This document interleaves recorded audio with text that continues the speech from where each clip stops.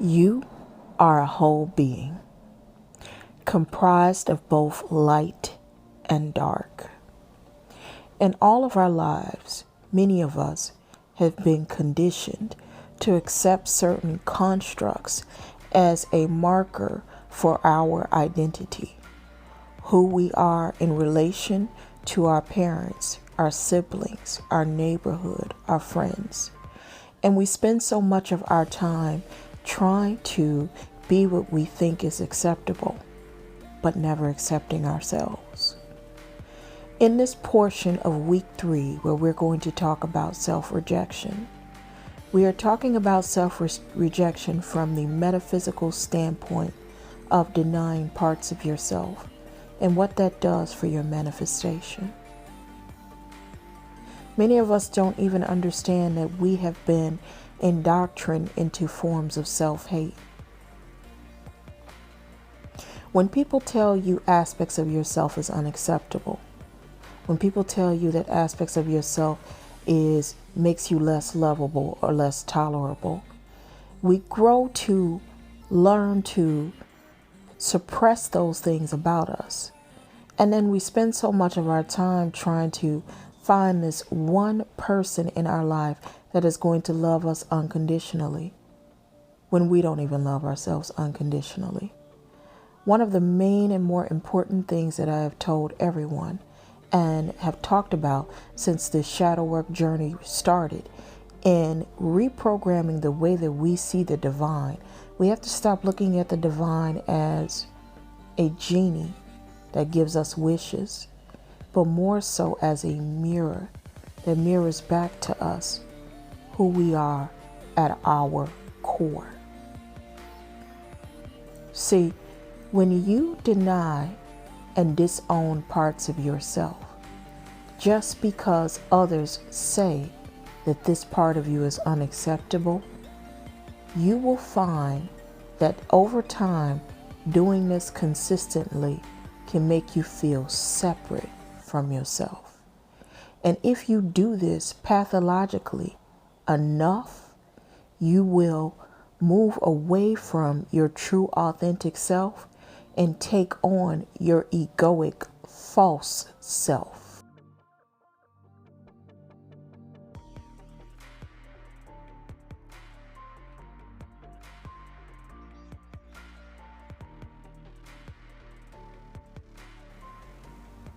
Now, what's really sad about taking on the egoic false self is it's a defense mechanism. You consistently defend yourself from being seen transparently, vulnerably.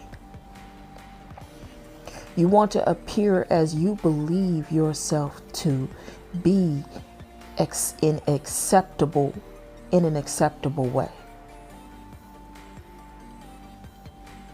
So essentially, you will find that anyone who operates this way oftentimes has issues with depression.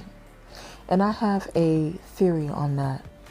The feelings of depression and emptiness comes from you taking on a persona that's not a true fit and does not resonate with your authentic self. You're taking on a mask, an identity, and that identity is not your true self. It is not who you really are. And you're wearing this mask because this mask is putting you in positions that help you to be accepted or embraced by individuals for whatever reason. But you are sending a message, lo and behold, beneath the surface to the universe: I am not worthy. I am not good enough. When you send that message, I am not worthy, I am not good enough, it is only a matter of time before you find that feeling to rapture you. Shamans talk about a phenomenon called soul fragmentation or soul loss. When we experience complex trauma in certain aspects of our life, to protect itself, the soul will leave us. In its place, we may replace the original soul with false narratives. As always, I like to use myself as an example because I believe that I have some relatable situations for anyone that is listening.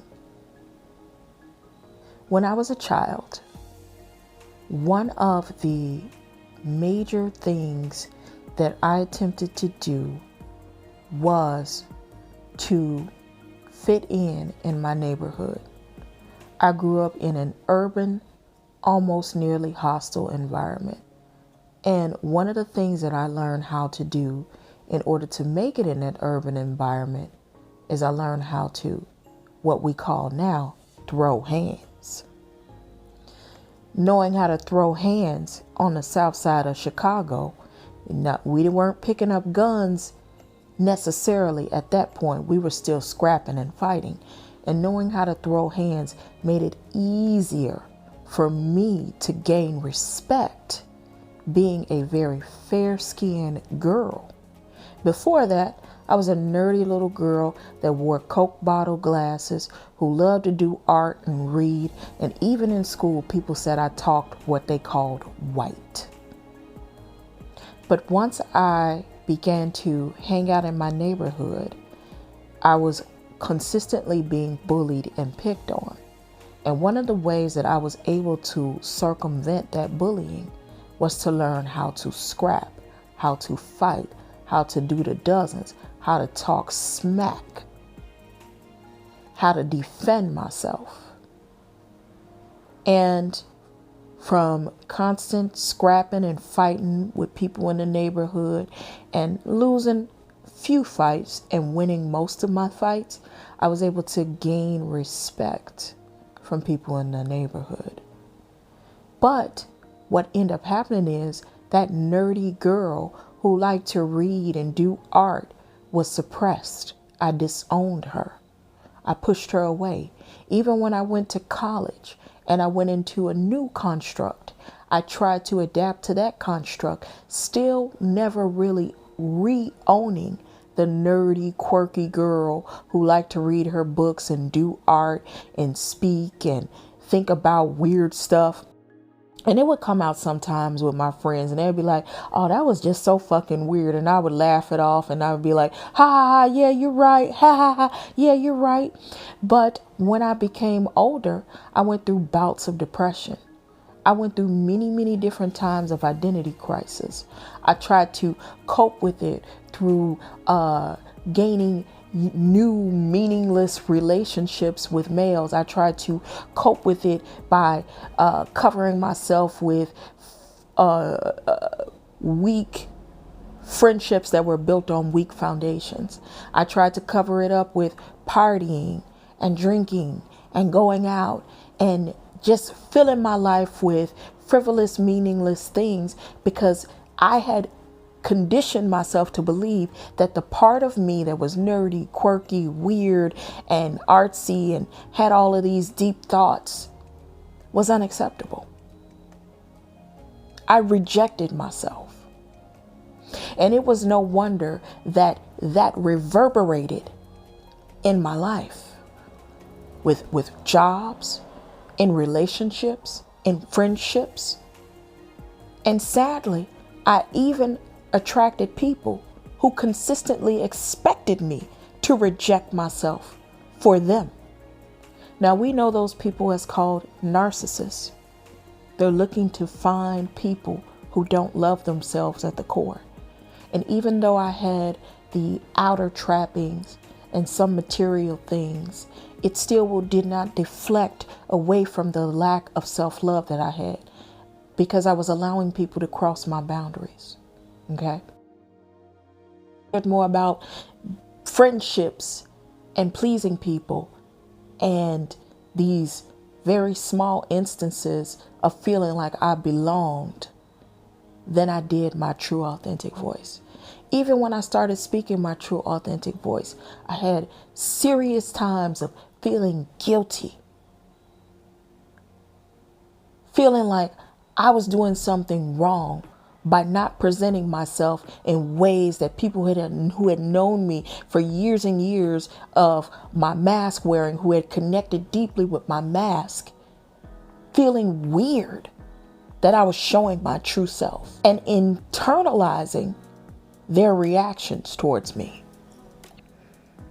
It was a difficult time for me to accept myself.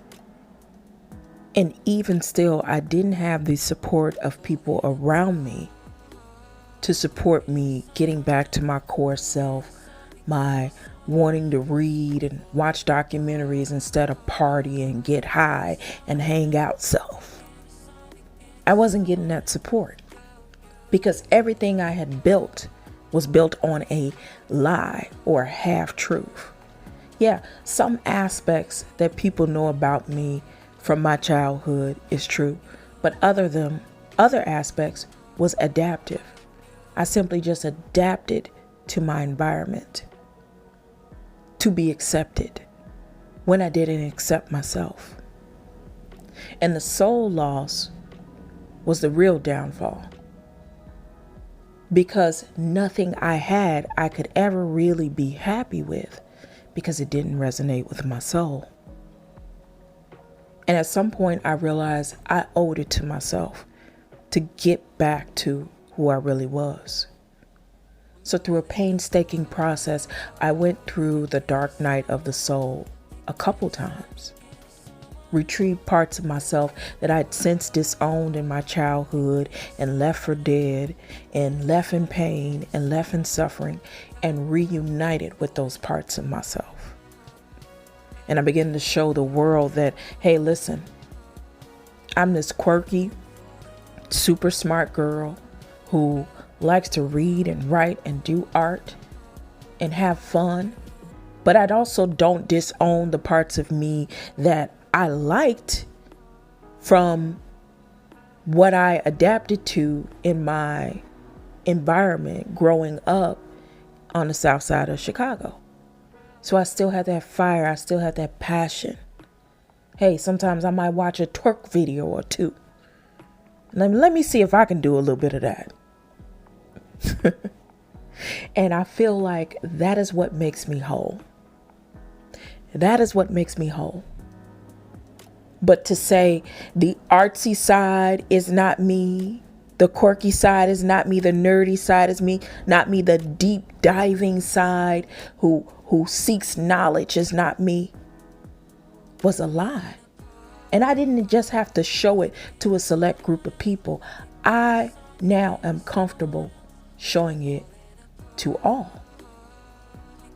Then on the other side, there's my fiery side. The people that knew me from the neighborhood, who got to know me, they now see both. And I don't hide or deny either side. If I'm hanging around my artsy folks, they're going to know that there's an urban-esque appeal to me. If I'm hanging around my urban folks, they're going to know that there's that quirky depth to me. And anyone who does not like me in my wholeness really doesn't like me at all. And I'm okay with their decision not to like me, but I like myself. Their like is only extra. So what we're getting out of this is, first, we must identify parts of ourselves that we have disowned.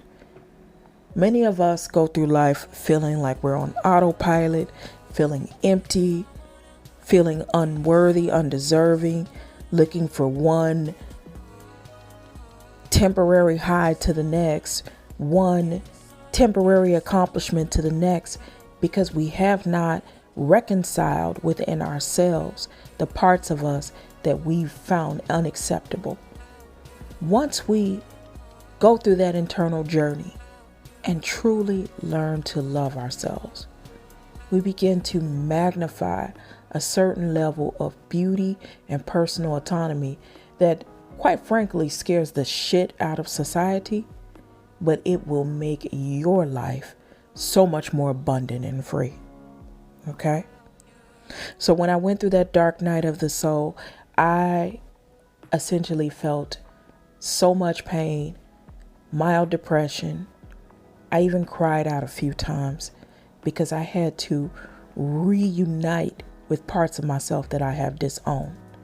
This type of practice should be practiced either with a shaman, or if you can weather it, you just need a safe space to work through these aspects of yourself. But once you integrate with the parts of yourself that you have disowned, you will start to walk in a light that is very unique and very much so your own. And you won't carry so much heaviness in the inside. You won't feel so out of touch and out of place. You'll feel more grounded and more clear. And you may not be able to overall fit anywhere, but you will kind of feel at ease everywhere. And that's what you have to gain. So make sure you go ahead and open up the worksheet. And in the worksheet, there is a worksheet for overcoming self-loathing and inner trauma that gives you a list of articles and books to review. And I think they're going to be a great addition to your journey and give you guidance. Then there is a soul retrieval PDF worksheet with exercises, information, and guided meditation. And I do believe that if you take your time and do this, you're going to find this work so rewarding. As always, definitely, if you have any questions, you can DM me directly. And peace and be well on your journey.